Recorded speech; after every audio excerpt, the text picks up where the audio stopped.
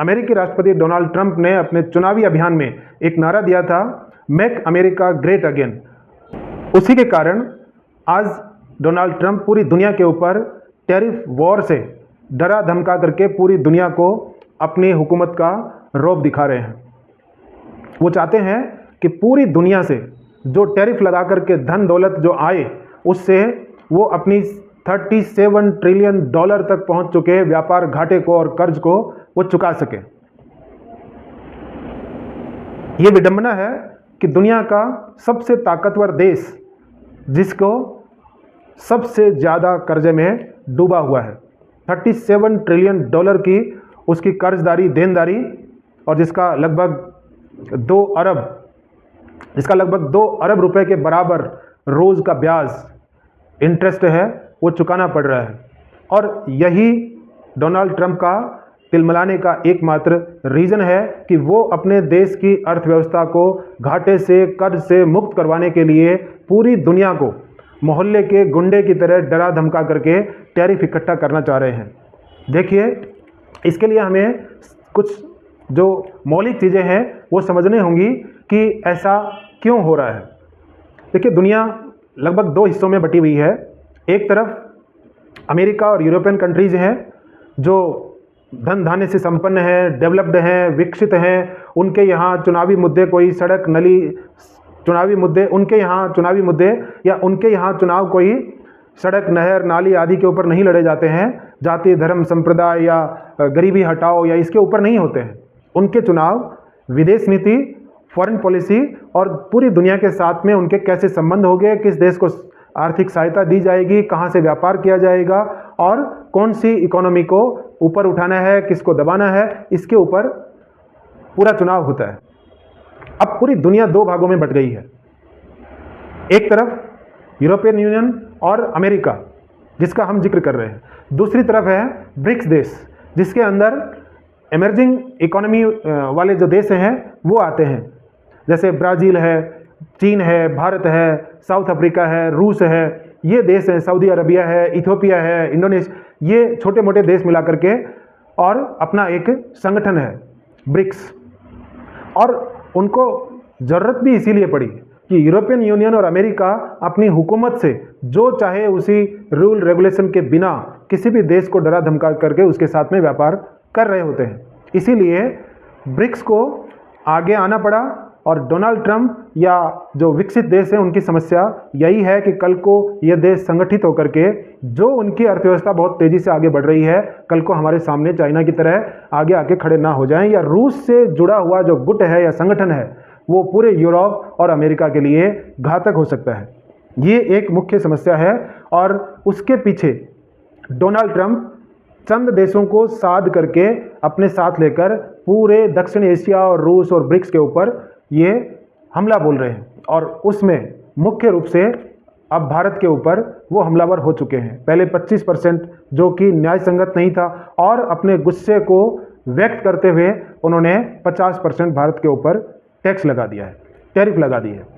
ये बात अलग है कि वो अपने पर्सनल ईगो को लेकर के इस तरह से कर रहे हैं, उसकी बात हम बाद में करेंगे। लेकिन अभी मुख्य तौर पर आखिर समस्या क्या है कि 2 गुटों में बटी हुई ये दुनिया क्यों एक दूसरे को दबाने पर लगी है।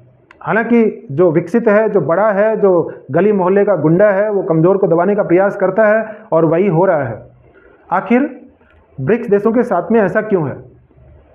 देखिए, ब्रिक्स में जितने भी देश हैं, जो उनकी अपनी सेना है, उनके अपने मुद्दे हैं, उनकी गरीबी, भुखमरी और समस्याओं से जूझने का जो तरीका है, जो विकासशील देश हैं, जो अपने देश के नागरिकों को अच्छी लाइफस्टाइल देने के लिए और अर्थव्यवस्था को आगे बढ़ाने का प्रयास कर रहे हैं, उसके अंदर नो डाउट कि यूरोप और अमेरिका का साथ चाहिए, क्योंकि इस ग्लोबल वर्ल्ड में सबके साथ व्यापार करना होगा। एक तरफ की दुनिया है जो सेटल्ड है, विकसित है, उनके पास में छोटी मोटी समस्याएं नहीं हैं, पूरी दुनिया को देख करके उनका व्यापार और उनकी अर्थव्यवस्थाएं चलती हैं।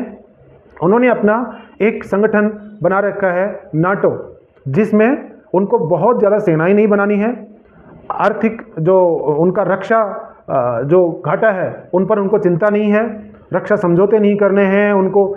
नाटो का मतलब है कि नाटो का मतलब है कि कुछ देश मिलकर के और अमेरिका के साथ में समझौता कर चुके हैं कि उनकी कल को उनके ऊपर यदि कोई हमला करता है तो उनकी रक्षा अमेरिका करेगा और उसकी भरपाई में वो अमेरिका को भुगतान करेंगे। अब उनका काम यहाँ ख़त्म हो जाता है, क्योंकि उनको ना सेना बनानी है, ना हथियार खरीदने हैं, ना इस तरह की पॉलिसी बनानी है कि जिसके ऊपर फोकस करना पड़े। जो ब्रिक्स देश हैं उनको अपनी अर्थव्यवस्था का बहुत बड़ा हिस्सा अपनी रक्षा, अपनी सेना और अपने हथियारों पर खर्च करना पड़ता है, और यहीं पर शुरू होती है इन दोनों गुटों की, दोनों ध्रुवों की लड़ाई।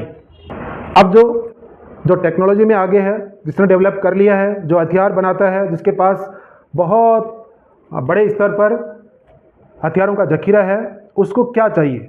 अपनी अर्थव्यवस्था जो उसकी टोटल अर्थव्यवस्था यदि इसी चीज़ पर टिकी हो तो वो आखिर क्या करेगा? यूरोपियन यूनियन और अमेरिका आज इसी चीज़ से दुनिया को डरा रहे हैं कि पहले उनकी पॉलिसी बहुत खतरनाक है। पहले वो किसी देश की पॉलिटिकल स्टेब्लिशमेंट को डिस्टर्ब करते हैं, उसके अंदर आंतरिक संघर्ष करवाते हैं, दो देशों के बीच में उसी संघर्ष को युद्ध तक लेके जाते हैं, और उस युद्ध को आगे बढ़ाने के लिए उन दोनों देशों को वो हथियार मुहैया करवाते हैं, बड़े बड़े समझौते करते हैं और रक्षा सौदों पर उनको लेके आते हैं। आपस में कुछ दिन उनका युद्ध होता है और उसी युद्ध को फिर वो रुकवाते हैं, वही समझौता करवाते हैं। समझौते की एवज में भी वो बहुत बड़ी रकम लेते हैं और कुछ एग्रीमेंट या समझौते के लिए वो उन देशों से लंबे समय तक भुगतान चाहते हैं और फिर अपने हथियार बेचते हैं। जब युद्ध रुकवाते हैं तो वही अपने लिए शांति का नोबेल पुरस्कार चाहते हैं। यही अर्थव्यवस्था को लेकर के हो रहा है और यही युद्धों को लेकर हो रहा है कि पहले किसी की अर्थव्यवस्था को डिस्टर्ब करो, उस अर्थव्यवस्था को पटरी से उतारो, 5, 10, 15 साल में उसे फिर से समर्थन दो, अपने हिस्से का या अपने समर्थन का कोई देश है वो फिर से खड़ा कर दो। उस अर्थव्यवस्था को कैसे बचाया, कैसे पटरी पर लाए, तो उस इकोनॉमिक्स का नोबेल पुरस्कार भी उन्हीं को चाहिए। ये पॉलिसी आज के दौर में यूरोपियन यूनियन और अमेरिका की हो चली है। पहले ये आंतरिक रूप से होता था और आज की ओपन डिप्लोमेसी या ओपन फॉरेन पॉलिसी के दौर में या सोशल मीडिया के दौर में कह सकते हैं कि डोनाल्ड ट्रंप जैसे गली के गुंडे जैसे व्यवहार करने वाले व्यक्ति खुल्लम खुल्ला किसी देश को डरा धमका करके उसके साथ में समझौते करते हैं। और ऐसा नहीं है कि ये केवल साउथ एशिया या दक्षिण एशिया में ये अपनी दादागिरी ये दिखा रहे हैं। वो नाटो देशों के साथ में भी किसी भी देश को, चाहे वो कनाडा हो, उसको डरा करके उसको 51st स्टेट घोषित करने की धमकी देते हैं। यूक्रेन के साथ में क्या हो रहा है वो सबने देखा है। तो ये एक बहुत बड़ी आज की समस्या हो चली है। पिछले लगभग 2 महीने से डोनाल्ड ट्रंप पूरी दुनिया को डरा रहे हैं। पहले यूरोपियन यूनियन के देशों के साथ में उसने कुछ समझौते किए, फिर चाइना के पीछे रहे।